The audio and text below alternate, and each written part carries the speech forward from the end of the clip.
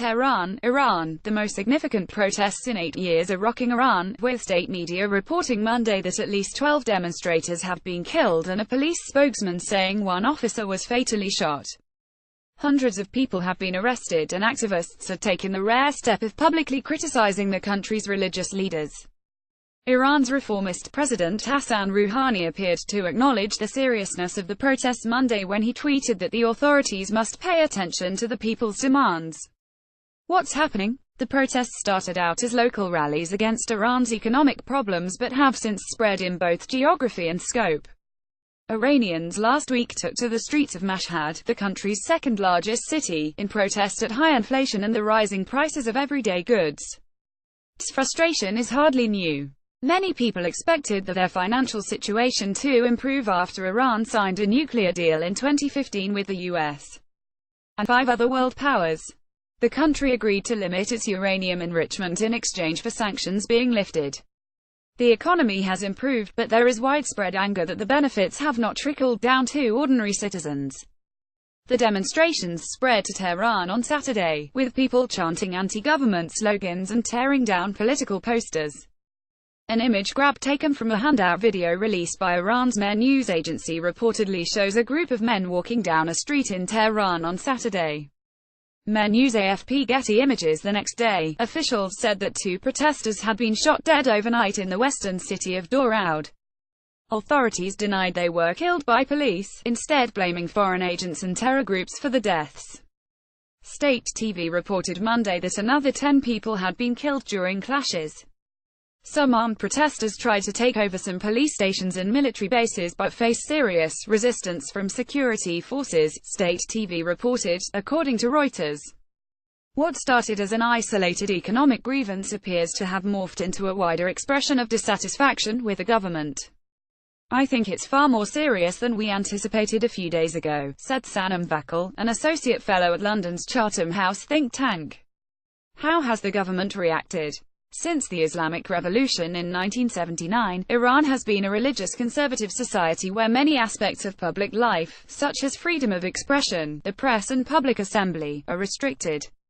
On Sunday, Rouhani, who is seen as a reformist, said that while people had the right to demonstrate, he condemned violence and destruction of public property.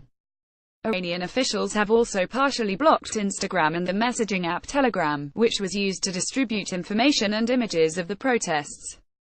Videos on social media purported to show some protesters shot dead by government security forces, although NBC News could not verify the videos or details of the shootings. Hundreds of people have been arrested and security has been overseen by the regular police.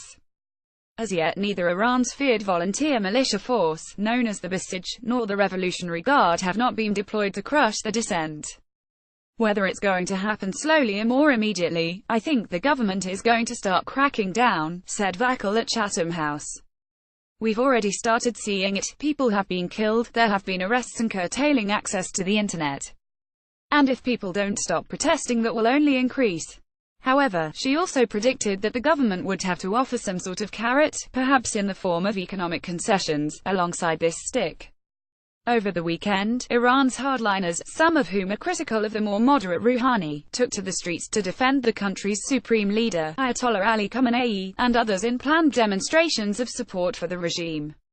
Why are the protests significant?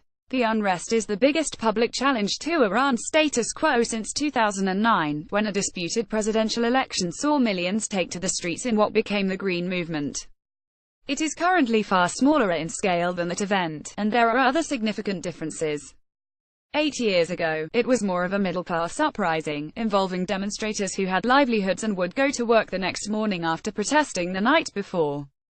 People who lived in more affluent parts of Tehran would shout Allahu Akbar, meaning God is great in Arabic, or death to the dictator from their rooftops and balconies. Their focus was on reform rather than revolution.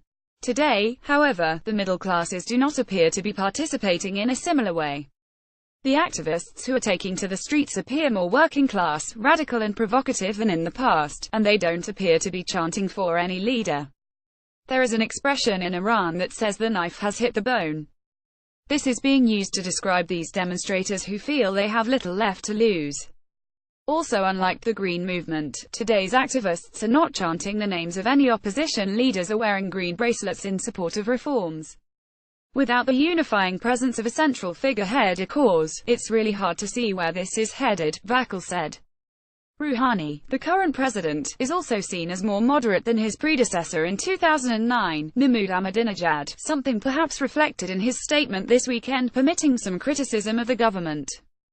How has the U.S. reacted? President Donald Trump, whose travel bans blocked Iranians from getting U.S.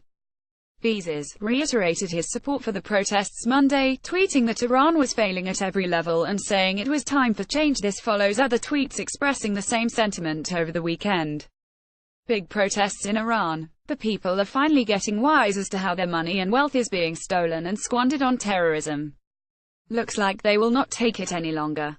The USA is watching very closely for human rights violations. Donald J. Trump at Real Donald Trump, December 31, 2017. Rouhani appeared to respond to Trump's criticisms in his comments Sunday. Government and people solve problems together. One who calls the Iranian nation a terrorist does not have the right of compassion for our people, the Iranian president said. However, it is unclear if Trump's support will give the protesters a boost of encouragement, or whether it will be used by Iranian hardliners as evidence that foreign powers are in fact behind the disruption. In 2009, marchers chanted Obama, Obama, either you are with us or you are with them, a call largely ignored by the former president, who didn't want to jeopardize the nuclear deal. The crowds this time in Iran have not called for support from Trump, so far. Vice President Mike Pence tweeted that America will not repeat the shameful mistake of our past when others stood by and ignored the heroic resistance of the Iranian people. In the main, Iranians are already skeptical over the president's refusal to recertify the nuclear deal, while Iran's government has often used comments by U.S. officials to dismiss protests as a sign of foreign interference in its internal politics. The people of Iran give no value and credit to Trump, Foreign Ministry spokesman Bahram Ghasemi said Saturday. The powerful people of Iran don't waste their time with opportunist and meddlesome slogans of American officials. Ali Arouzi reported from Tehran. Alexander Smith reported from London.